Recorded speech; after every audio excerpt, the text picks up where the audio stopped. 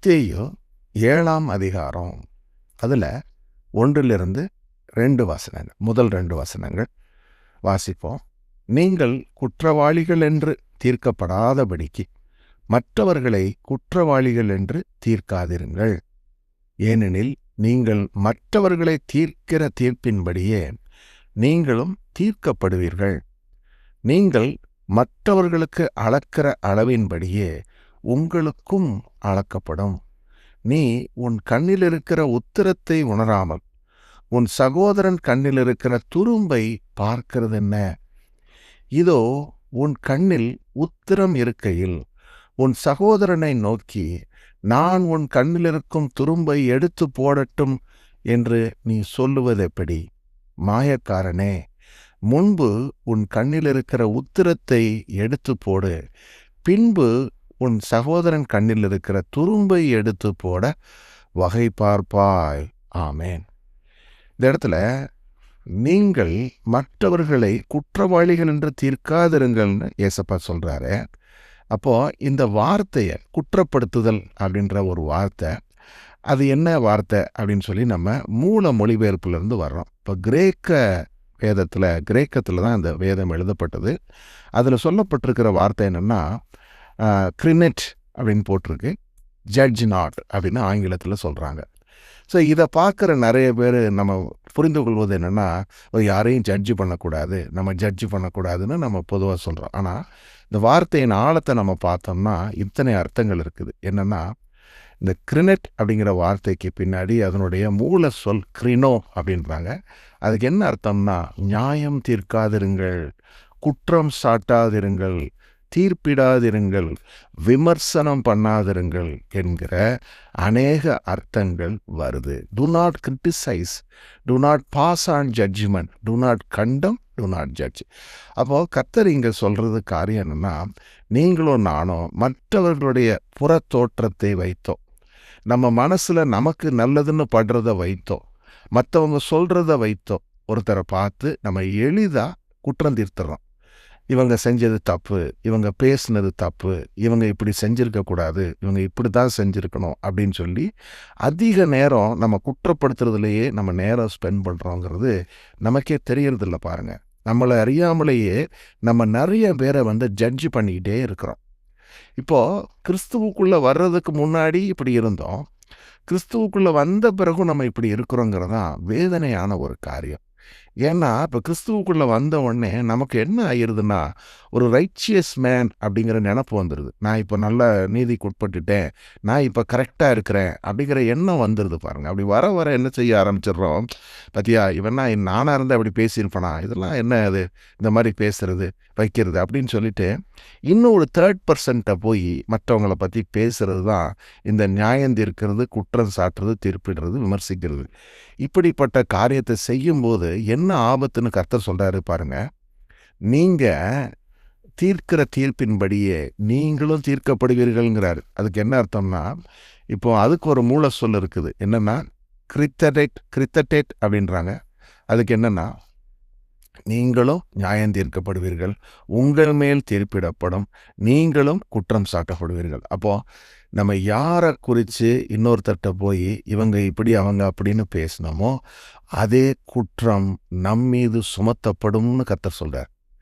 அப்போது நான் ஒருத்தரை பற்றி இவங்க இப்படி அவங்க அப்படின்னு பேசினா அதே குற்றம் என்னிடத்தில் காணப்படும்னு கர்த்தர் சொல்கிறார். அப்போது எவ்வளோ பெரிய ஆபத்து இது என்பதை காண்கிறோம்.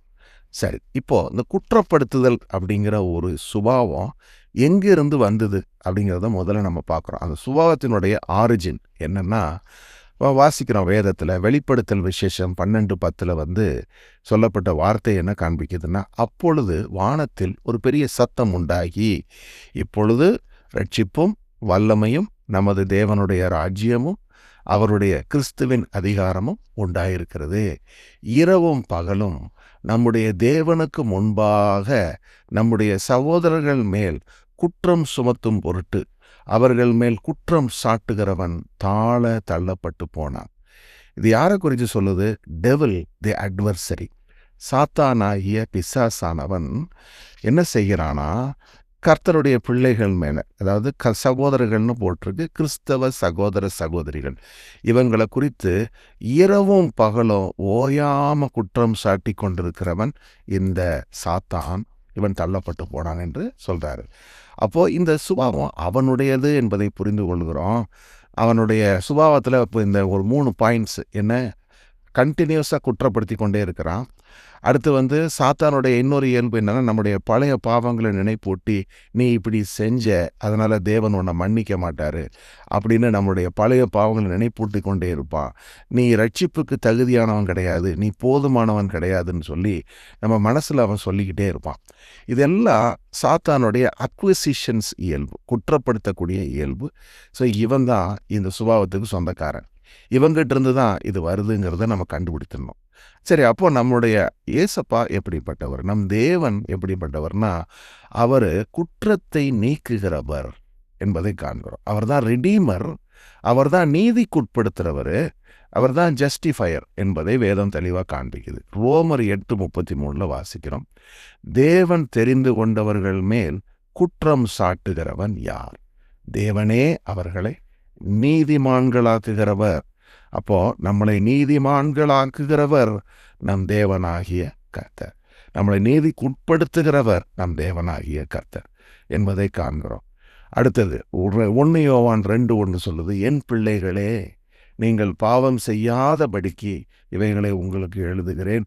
ஒருவன் பாவம் செய்வானானால் நீதிபாரராய் இருக்கிற இயேசு கிறிஸ்து நமக்காக பிதாவினிடத்தில் பரிந்து பேசுகிறவராயிருக்கிறார். அப்போ நம்மை தெரிந்து கொள்றாரு, நம்மை நீதிக்குட்படுத்துகிறாரு, நமக்காக பரிந்தும் பேசுகிறாரு.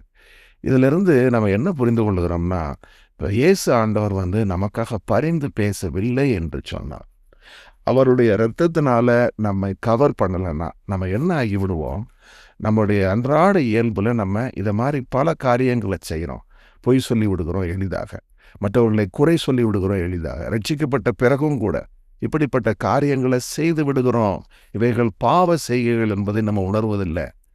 கொலை செய்வதும் கற்பழிப்பதுமான பெரிய பாவங்களை குறித்து எண்ணுகிறோம். ஆனால் குற்றப்படுத்துதல்ங்கிற ஒரு பாவத்தை எளிமையாக செஞ்சுட்டு உட்கார்ந்துருக்கிறோம்.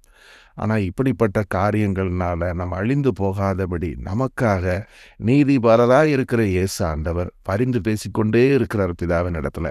அவங்களுக்கு இன்னும் கொஞ்சம் நான் வசனங்களை கொடுக்குறேன், அவங்கள இன்னும் கொஞ்சம் நான் நீதிக்குட்படுத்துகிறேன், அதனால் அவங்க மேலே பொறுமையாக இருங்கன்னு சொல்லி பிதாவின் இடத்துல பரிந்து பேசிக்கொண்டே இருக்கிறார்.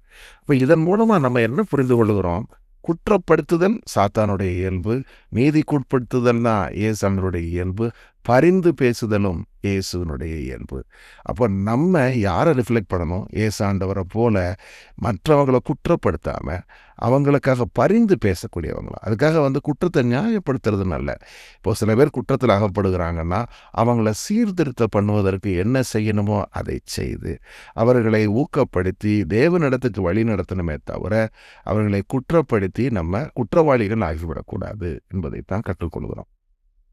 சரி, இப்போ சில உதாரணங்கள் மூலமாக நம்ம இதை பார்க்க போகிறோம். எப்படியெல்லாம் வேதத்தில் இதை பற்றி உதாரணங்கள் இருக்குதுங்கிறத பார்க்க போகிறோம். அதுக்கு முன்பாக இன்னும் ஒரு வசனத்தை நம்ம பார்த்துட்டு போவோம். வேத வசனம் ரோமர் 2:1 இப்போ மத்தேயு 7 வாசித்த அதே காரியத்தை குறித்து சொல்லுது. என்ன சொல்லுதுன்னா, ஆகையால் மற்றவர்களை குற்றவாளியாக தீர்க்கிறவனே, நீ யாரானாலும் சரி, போக்கு சொல்ல உனக்கு இடமில்லை.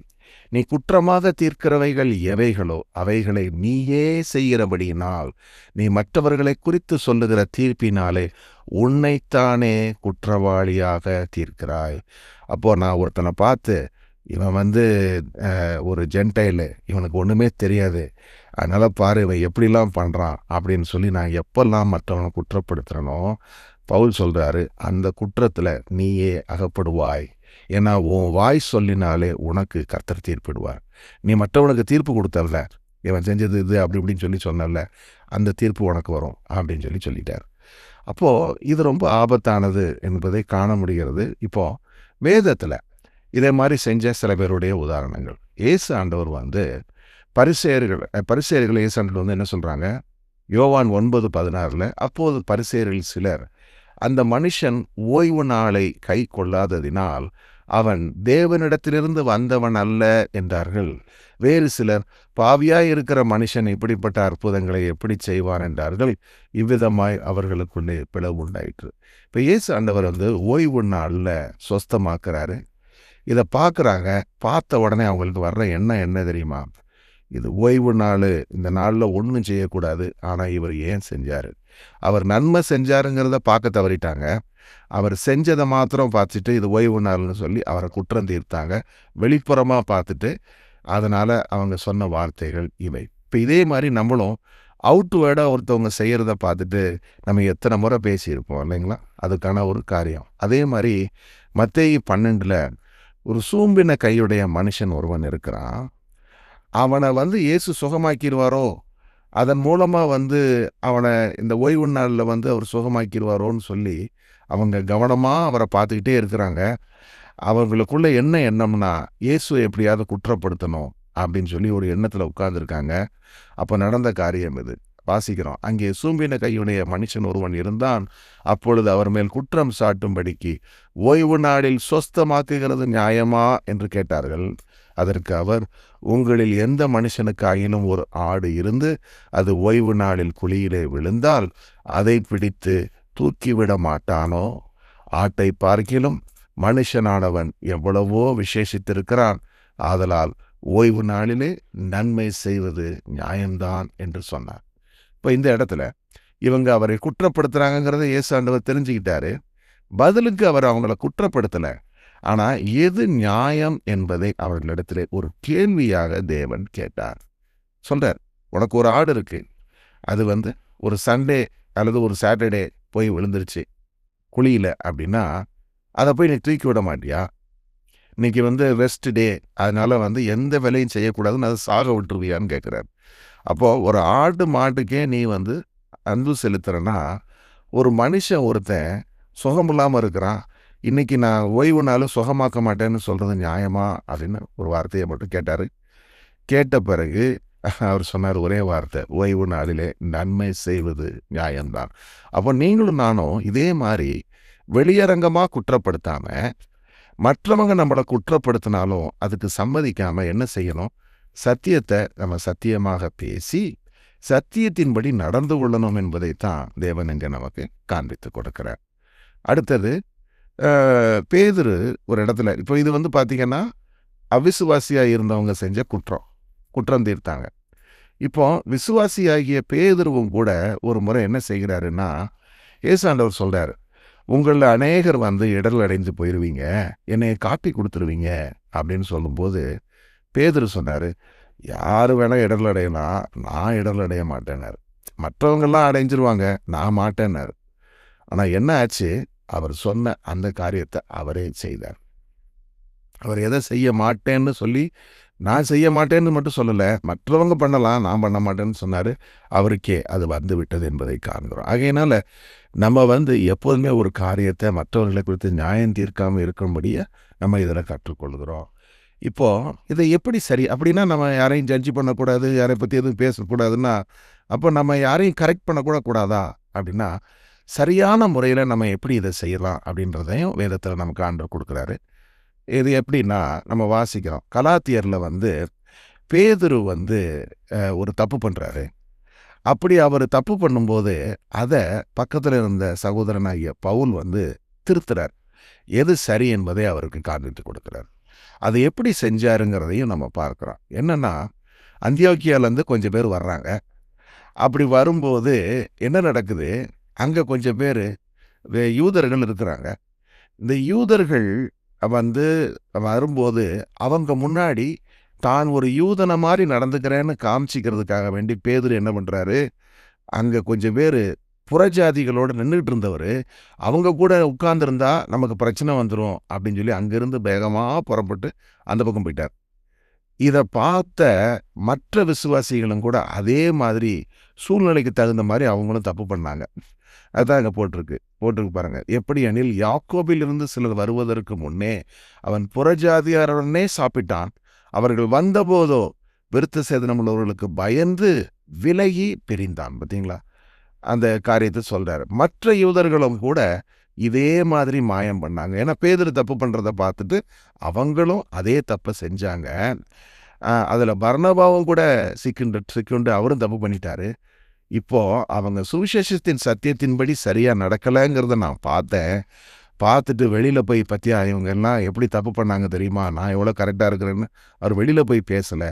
அதுக்கு பதிலாக பாருங்கள், எல்லாருக்கும் முன்பாக நான் பேதுருவை நோக்கி சொன்னது என்னவென்றால் பப்ளிக்காக பீட்டரை கரெக்ட் பண்ணுறார். இதில் இன்னொரு விஷயம் பாருங்கள், இந்த பப்ளிக் கரெக்ஷனை நம்ம சரியாக செய்யணும். என்னென்னா இந்த இடத்துல எல்லாரும் தப்பு பண்ணாங்க, அதனால் எல்லாருக்கும் முன்பு எல்லாரையும் சேர்த்து அவர் கரெக்ட் பண்ணுறாரு. சொல்கிறாரு, யூதனாக இருக்கிற நீர் யூதர் முறையாக நடக்காமல் புறஜாதியார் முறையாக நடந்துக்கிட்டீரே, இப்போ புறஜாதியாரை யூதர் முறையாக நடக்கும்படி நீர் எப்படி கட்டாயப்படுத்தலாம்? அதை என்ன சொல்ல வர்றாருன்னா, நீரும் நானும் இயேசு கிறிஸ்துவனுடைய வழிகளை பின்பற்றுங்க அப்படின்னு சொல்லி கொடுக்குறோம். இப்படி சொல்லி கொடுத்து புறஜாதியாராக இருக்கிறவங்களை கிறிஸ்தவர்களாக இயேசுக்குரியவங்களாக வாழும்படி சொல்லிட்டு இருக்கிறோம். இப்போ புறஜாதியார் எப்படி செய்வாங்களோ அதை மாதிரி நீங்கள் எப்படி செஞ்சீங்க? என்னென்னா இந்த மாதிரி மக்களுக்காக, அதாவது மற்றவங்க பார்க்கணுங்கிறதுக்காக தன்னை ஒரு நீதிமானாக காண்பிச்சுக்கிறதுக்காக செய்யக்கூடிய ஒரு காரியம் ரட்சிக்கப்படாத ஒருத்தன் செய்கிறது. நீங்கள் ரட்சிக்கப்பட்டவங்க, நீங்கள் எப்படி வேதத்தின்படி சரியாக நடக்காமல் இந்த மாதிரி நீங்கள் நடிக்கலாம் அப்படின்னு சொல்லி ஒரு கேள்வியை கேட்டு அவரை குற்றப்படுத்தலை, அவரை கரெக்ட் செய்தார். ஏன்னா பேதுருவினிடத்தில் அவர் சொன்ன வார்த்தையை கேட்டு அங்கே இருந்தவங்களும் இந்த கரெக்ஷனை பெற்றுக்கொண்டாங்க. அப்போ என்ன சொல்ல வர்றாருன்னா, யூதர்கள் இருக்கிறாங்க, புறஜாதிகள் இருக்கிறாங்க, எல்லாருக்கும் சத்தியம் ஒன்று தான். அந்த சத்தியத்தின்படி தான் நம்ம எல்லாரும் நடக்கணுங்கிறத தெளிவுபடுத்துகிறார். ஸோ இது த கரெக்டிவ் வே அப்படிங்கிறது இதுதான். இப்படி தான் நம்ம கரெக்ட் பண்ணணும் அப்படின்றது. அடுத்தது யோவான் ஒரு கடிதத்தில் எழுதுகிறாரு. இந்த இடத்துல பார்த்திங்கன்னா இதுவும் ஒரு கரெக்ஷன் தான். ஆனால் இந்த கரெக்ஷனை அந்த சம்மந்தப்பட்ட பர்சன் அங்கே இல்லை. அந்த மாதிரி ஒரு சமயத்தில் அதை எப்படி சரியாக செஞ்சாருங்கிறதையும் பார்க்குறோம். ஏன்னா எப்போதுமே சூழ்நிலை இந்த மாதிரி இருக்காது. சகோதரர்களுக்கு மத்தியில் இந்த மாதிரி நடந்தால் ஓகே, டைரெக்டாக பேசலாம். ஆனால் வேற ஒருத்தர் தப்பு பண்ணுறாரு, அவர் கிறிஸ்தவனை மாதிரி இருக்கிறாரு, பாவலா பண்ணிட்டு வெளியில் இருக்கிறாருன்னு வைங்க. இப்போ அவரால் சபை பாதிக்கப்படுதுன்னா அந்த பாதிக்கப்பட்ட சபையில் என்ன நடந்தது அப்படின்றத பார்க்குறோம். என்னென்னா யோவான் சுவிசேஷத்தை சொல்கிறதுக்காக பல இடங்களுக்கு போகிறாரு. அங்கே நிறைய பேர் அவரை ஏற்றுக்கொண்டு சபையில் இருக்கிறவங்க அவரை பேசும்படி சொல்கிறாங்க. சுவிசேஷ சத்தியத்தை அவர் சொல்கிறாரு. ஒரு சபையாக உட்காந்து கேட்டுட்ருக்காங்க. ஆனால் ஒரு சபையில் தியேத்திரப்பு அப்படின்ற ஒருத்தர் என்ன செய்கிறாருன்னா, அந்த சபையில் யோவான் பிரசங்கம் பண்ண முடியாதபடி செய்கிறார். இது இந்த அந்த அவரை பிரசங்கம் பண்ணுறதுக்கு நிறைய இடைஞ்சல் பண்ணுறாரு. அது என்ன இடைஞ்சல்ங்கிறதையும் அதை எப்படி சரியாக அவரை கரெக்ட் பண்ணாருங்கிறதையும் இங்கே வாசிக்கிறோம். அதில் பார்க்குறோம் பாருங்கள். யோவான் சொல்கிறார், நான் சபைக்கு எழுதினேன், ஆனாலும் அவர்களில் முதன்மையாக இருக்க விரும்புகிற தியேத்திரப்பு எங்களை ஏற்றுக்கொள்ளவில்லை. ஆனபடியால் நான் வந்தால் அவன் எங்களுக்கு விரோதமாய் பொல்லாத வார்த்தைகளை அனுப்பி செய்து வருகிற கிரியைகளை நினைத்து கொள்ளுவேன். அவன் இப்படி செய்து வருகிறதும் போதாமல் தான் சகோதரரை ஏற்றுக்கொள்ளாமல் இருக்கிறதும் அன்றி ஏற்றுக்கொள்ளுகிற மனதாயிருக்கிறவங்களையும் தடை செய்து சபைக்கு புறம்பே தள்ளுகிறான். அப்போ தெளிவாக சொல்கிறாரு, அவன் செய்கிற குற்றம் இதுதான். அவன் என்ன செய்கிறான்னா, நாங்களும் பேச அவன் அனுமதிக்கிறது இல்லை, எங்களுக்கு யாராவது அனுமதி கொடுத்தா அவங்களையும் சபையை விட்டு தள்ளிடுறான். ஆகையினால நீங்கள் இவனை ஃபாலோ பண்ணிடாதீங்கன்னு சொல்கிறார். எப்படி சொல்கிறாரு பாருங்க 11ஆம் வசனத்தில், பிரியமானவனே, நீ தீமையானதை பின்பற்றாமல் நன்மையானதை பின்பற்று. நன்மை செய்கிறவன் தேவனால் உண்டாயிருக்கிறான், தீமை செய்கிறவன் தேவனை காணவில்லை. இப்போ குற்றப்படுத்துகிறவன், குற்றம் சுமத்துகிறவன், தீர்ப்பிடுகிறவன் எல்லாருமே என்ன செய்யப்பட்டவங்களாக மாறிவிடுகிறோம், தீமை செய்தவர்களாக மாறிவிடுகிறோம், தேவனை காணாத குற்றத்துக்கு ஆளாகி விடுகிறோம். ஆகையினால நம்ம இதிலிருந்து கற்றுக்கொள்ளக்கூடிய ப்ராக்டிக்கல் டீச்சிங்ஸ் இதுதான். என்னென்னா, மற்றவர்களை குற்றம் சாட்டும்போது நம்ம சாத்தானுடைய அந்த மெத்தட்ஸை ஃபாலோ பண்ணுறோம் அப்படிங்கிறத நம்ம அறிந்து கொள்ளணும். என்ன, சத்ருவினுடைய சுபாவம் இதுதான், இடைவிடாமல் குற்றம் சாட்டுதல். நம்மளும் கூட பார்த்திங்கன்னா வாய் ஓயாமல் குறை சொல்லிக்கிட்டே உட்காந்துருக்கோம்.